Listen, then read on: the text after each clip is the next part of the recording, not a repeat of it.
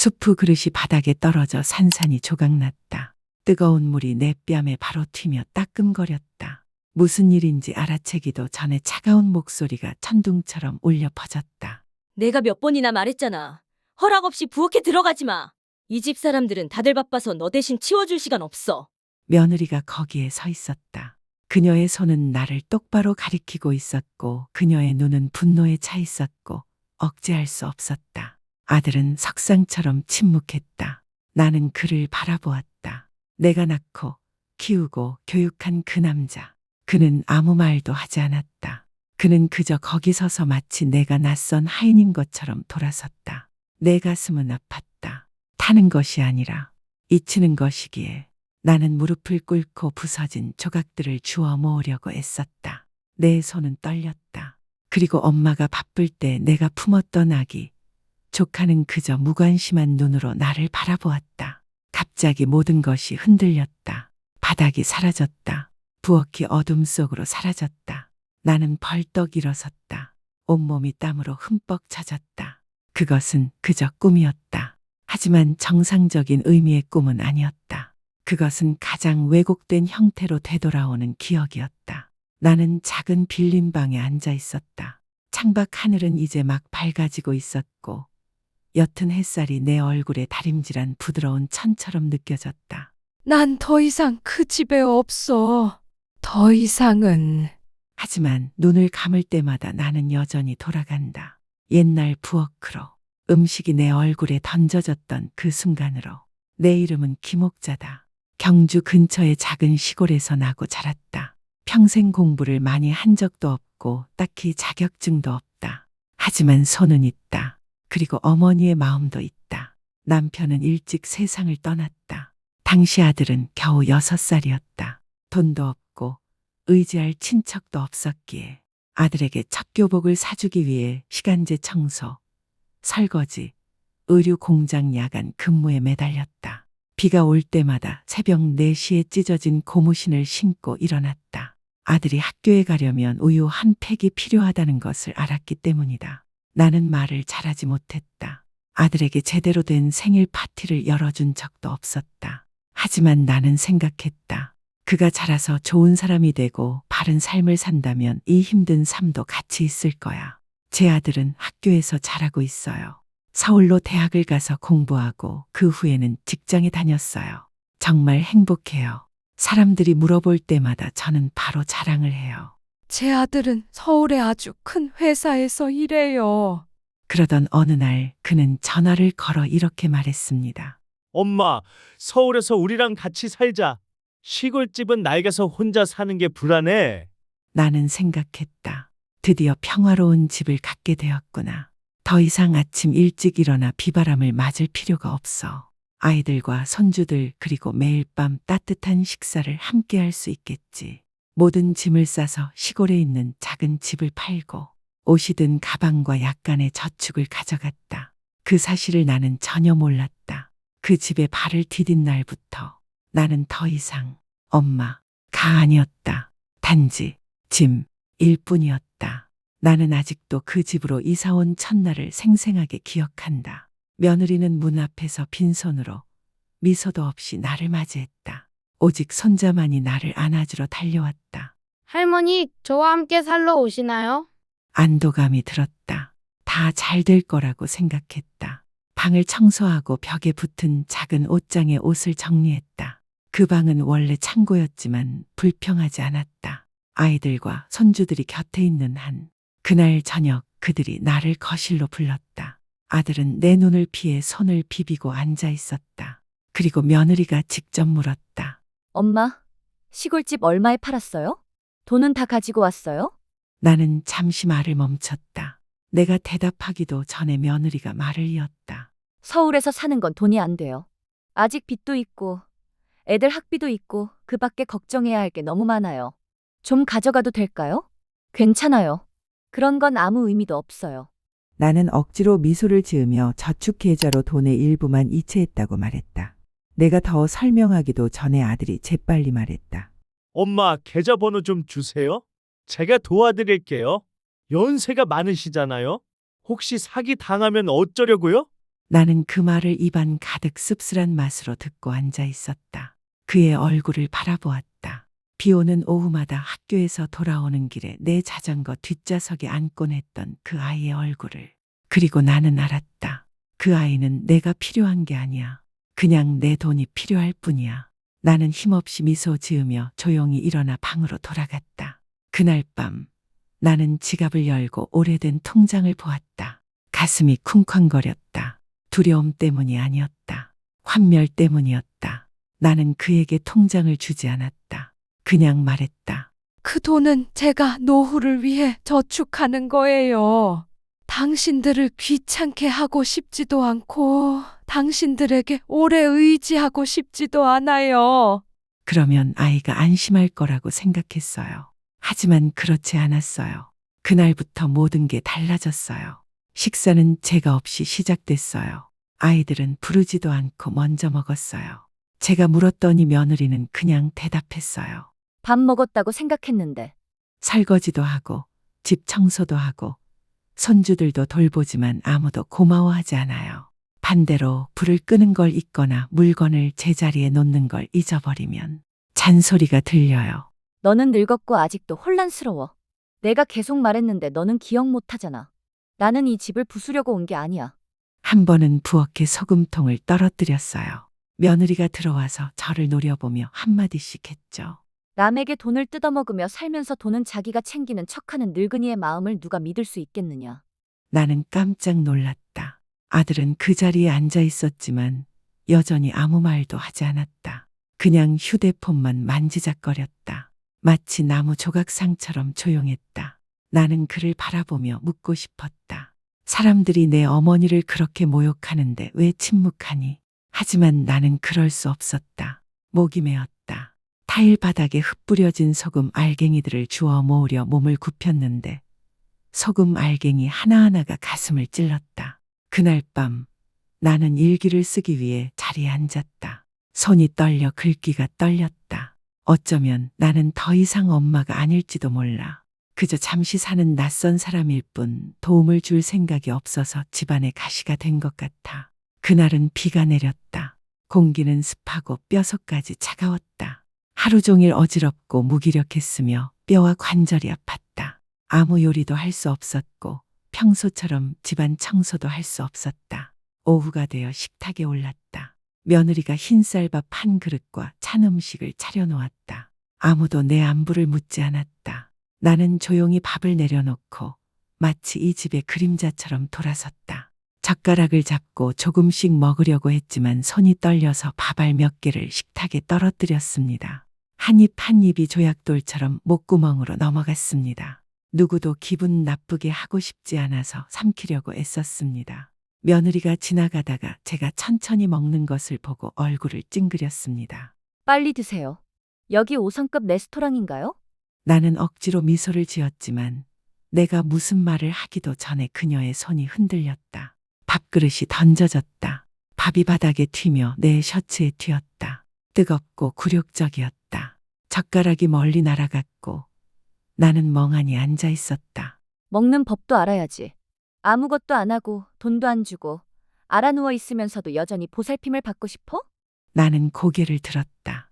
처음 결혼했을 때 나를 엄마라고 불렀던 며느리의 얼굴이 마치 원수에게 말하는 듯 거만하게 변해 있었다. 나는 돌아서서 아들을 바라보았다. 아들은 복도에 서 있었다. 들렸다. 보았다. 하지만 아들은 그저 한숨을 쉬고 방으로 돌아가 문을 닫았다. 나는 그곳에 앉아 바닥에 떨어진 쌀알 하나하나를 조용히 주워 모았다. 더 이상 가슴이 아프지 않았다. 그저 공허함 뿐이었다. 내 음식, 내 집, 내 인생 전체. 결국 아무것도 남지 않을 거야. 그날 밤 나는 잠이 들지 못했다.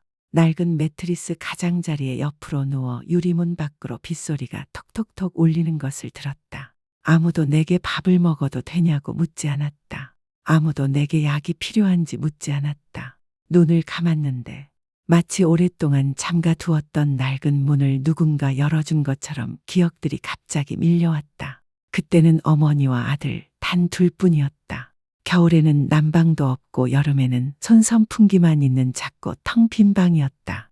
야간 근무를 하고 새벽에 집에 돌아왔다. 어젯밤에 먹은 국을 데워서 아이가 등교하기 전에 먹일 시간이 있었다. 아이가 열이 날 때마다 나는 아이를 안고 병원까지 몇 킬로미터를 걸었다.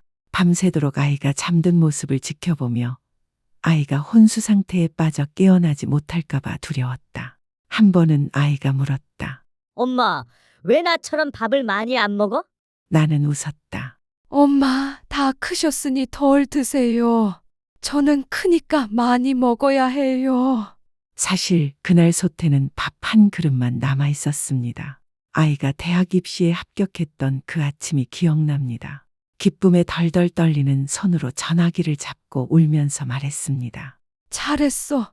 얘야, 서울은 멀지 않단다. 저축한 돈을 다 써서 빨간 여행 가방을 샀다. 그 여행 가방은 지금 내가 쓰고 있다. 바로 그거야. 하지만 이번엔 학교 갈 때 쓰는 게 아니야. 떠날 때 쓰는 거야.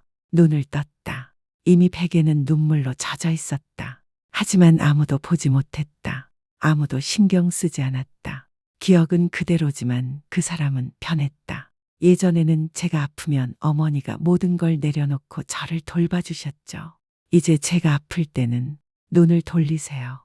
벽을 향해 옆으로 누워 마치 잠든 듯 고르게 숨을 쉬었다. 하지만 가슴은 여전히 아팠다. 배가 고파서가 아니었고 밥그릇이 버려져서도 아니었다. 더 이상 잠들 수 없을 만큼 고통스러웠다. 그때 방문이 살짝 열리는 소리가 들렸다. 슬리퍼가 바닥에 가볍게 끌리는 소리였다. 으스스했다. 한 걸음씩 천천히 조심스럽게 돌아보지 않았다. 눈을 감고 자는 척했다. 입을 가장자리를 꽉 쥐고 숨을 고르려 했었다. 그녀가 들어왔다. 며느리라는 것을 알았다. 그녀의 코트에서 여전히 섬유 유연제 냄새가 맴돌았고 나는 곧바로 알아챘다. 1, 2분 정도 침묵이 흘렀다. 그때 서랍이 열리는 소리가 들렸다. 책이 넘어가는 소리, 종이가 바스락거리는 소리, 거친 숨소리. 나는 감히 움직일 수 없었다. 오직 눈물만이 흘러내려 베개를 적셨다. 뭘 찾으시는 거예요? 제 저축 통장인가요? 나는 큰 소리로 묻지 않았다. 나는 그저 거기 누워 꼼짝도 하지 않고 그녀가 노파의 작은 방을 어슬렁거리도록 내버려 두었다. 얼마 지나지 않아 그녀는 조심스럽게 문을 닫으며 나갔다. 슬리퍼 소리가 잦아들었다. 방은 다시 조용해졌지만 내 안에서 무언가가 고장났다. 나는 몸을 일으켰다. 불을 켜지 않았다. 그냥 조용히 책상 서랍을 열고 저금통을 꺼내 다시 확인했다. 그것은 여전히 거기에 있었다. 나는 떨리는 손으로 저금통에 손을 얹었다. 그럼 처음부터 끝까지 모든 게 이 돈을 중심으로 돌아갔나요? 나는 울음을 멈췄다. 그저 너무 추웠다. 빚 때문만은 아니었다. 세상에 하나뿐인 내 친척이 더 이상 내 것이 아니었기 때문이다. 시계는 새벽 3시를 조금 넘겼다. 베란다에 빗방울이 떨어지는 소리 외에는 온 집안이 고요했다. 나는 일어나 얇은 담요를 조심스럽게 개었다. 불을 켜지 않았다. 숨도 거칠게 쉬지 않았다. 오래전에 가져갈 물건들을 모두 준비해 놓았지만 나는 항상 그것들을 절대 사용하지 않겠다고 스스로에게 거짓말을 했다. 아들이 대학교에 입학하는 해에 사주려고 모아둔 빨간 여행 가방을 낡은 구석에서 꺼냈다. 옷 몇 벌, 저금통, 빗바랜 사진 몇 장, 그리고 조카가 유치원 때 수놓은 손수건을 넣었다. 편지는 없었다. 메시지도 없었다. 누구에게도 작별 인사를 받을 자격이 없었다. 나는 아주 살며시 문을 열었다. 틈새로 아들 방이 여전히 어둑어둑하게 켜져 있는 것이 보였다. 아마도 불을 끄는 것을 잊은 모양이었다. 나는 잠시 그곳에 서 있다가 돌아섰다. 뒤돌아보지도 않았다. 버스 정류장으로 가는 길에 가랑비가 내렸다. 작은 물웅덩이를 헤치며 가방을 끌었다. 캔버스 신발은 물에 흠뻑 젖었지만 마음은 그 어느 때보다 가벼웠다. 남을 위해 너무 오랫동안 살아왔어. 이제는 남은 인생을 인간으로서 살고 싶어. 아무도 나를 배웅하지 않았다. 아무도 몰랐다. 하지만 오랜만에 자유로움을 느꼈다. 도시 외곽의 조용한 골목길 깊숙이 자리한 작은 집을 빌렸다. 집에는 침실 하나, 작은 부엌, 창문 가까이에 놓인 나무 테이블 그리고 화분 몇 개를 놓을 만큼 큰 작은 발코니가 전부였다. 하지만 나에게는 그것만으로도 충분했다. 넓은 공간이 필요하지 않았다. 그냥 내가 기침을 해도 아무도 나를 꾸짖지 않는 곳. 누구도 내 손에서 밥그릇을 낚아채지 않는다. 누구도 한밤중에 도둑처럼 내 찬장을 뒤지지 않는다. 이 집은 내가 아이와 함께 살던 집처럼 호화롭지도 가구도 완벽하지도 않지만 아주 다른 향기가 난다. 평화의 향기. 매일 아침 일찍 일어나 발코니 문을 열어 햇살을 들이킨다. 생강차를 끓여 집주인이 남겨둔 낡은 의자에 앉는다. 사람들이 시장에 가고 아이들이 학교에 가는 모습을 보며 다시 태어난 기분을 느낀다. 더 이상 누군가의 엄마가 아니라 자신만의 삶을 사는 늙은 여자로 저축한 돈으로 생활비를 충당한다. 수첩의 지출을 꼼꼼히 기록하고 직접 슈퍼마켓에 가고 직접 요리한다. 정기 검진을 받고 제때 약을 먹는다. 더 이상 누군가의 보살핌이 필요 없다. 예전처럼 아무도 날 안고 다녀야 할 필요는 없어. 난 절대 짐이 아니었어. 그저 모든 걸 희생한 사람과 아무것도 나누고 싶어 하지 않았을 뿐이야. 내 휴대폰은 여전히 잘 작동했어. 옛 번호, 옛 SIM. 난 도망가지 않았어. 그냥 받지 않았지. 아들에게서 온 전화는 첫 주 내내 파도처럼 밀려왔어. 그리고 문자 메시지도 왔지. 길고 짧고 뒤섞인 메시지였어. 때로는 애원하는 듯했고 때로는 비난하는 듯했지. 엄마, 어디 가셨어요? 너무 걱정했어요. 그렇게 그냥 사라지면 안 돼요. 말하기 싫으면 적어도 살아있다고 말해줘요. 그러자 사과하는 듯한 어조가 들렸다. 제가 잘못했어요. 제가 이해하지 못했어요. 너무 압박감을 느꼈어요. 제발 한 번만 이야기해 주세요. 우리는 변할 거예요. 제 다이얼 버튼을 누르려고 수화기를 들었던 적도 있었다. 아직도 그 목소리는 기억난다. 어렸을 때 내 목을 끌어안고 엄마라고 부르던 그 얼굴이 아직도 기억난다. 하지만 내 손은 수화기를 누르지 않았다. 그냥 한숨을 쉬고 수화기를 내려놓았다. 화가 나서가 아니었다. 더 이상 화가 나지 않았다. 그냥 더 이상 믿지 않았다. 어머니가 굶주려도, 아내가 하인처럼 어머니를 꾸짖어도, 어머니가 밥그릇을 맡고도 침묵을 지킬 수 있다면 피부치라 해도 더 이상 내 자식이 아니었다. 변화의 약속은 필요 없었다. 매일 내가 원하는 것은 오직 하나. 사과가 아니라 그가 내 곁에 한 번 서 있어 주는 것. 내가 떨고 있을 때 한 번이라도 내 손을 잡아주는 것이었으니까. 한 번은 내 아이가 되고 싶어. 이제 더 이상 그럴 필요가 없습니다. 어느 날 아침 모퉁이에 있는 작은 사진관을 지나갔습니다. 문에는 증명사진 10분이라는 낡은 표지판이 있었습니다. 무슨 생각을 해야 할지 몰라 문을 밀치고 안으로 들어갔습니다. 사진사가 저에게 물었습니다. 사진이 왜 필요해요? 나는 미소 지었다. 아무것도 아니야. 그냥 지금 내 얼굴이 어떻게 생겼는지 알고 싶어. 몇 년 만에 처음으로 괜찮아 보이려고 애쓰지 않고 카메라 앞에 앉았습니다. 억지로 미소 짓지도 않았습니다. 머리를 고치거나 옷깃을 매만지지도 않았습니다. 그냥 거기에 앉아 있었습니다. 얼굴에는 주름과 피로 그리고 자유가 가득했습니다. 더 이상 아이들을 위해 허리를 굽히던 어머니가 아니었습니다. 더 이상 조용히 앉아 떨어지는 쌀알 하나하나를 모으던 할머니가 아니었습니다. 나는 나였습니다. 살아 숨쉬고 충만한 나였습니다. 내 곁에 아무도 없었지만 말입니다. 누군가 이 나이에 혼자 있는 것이 슬프냐고 묻는다면 나는 이렇게 대답할 것입니다. 예전에는 정말 슬펐고 상처받았어요. 하지만 더 이상 그 집에서 살지 않아요. 그리고 그것이 내 인생에서 가장 큰 해방이었습니다.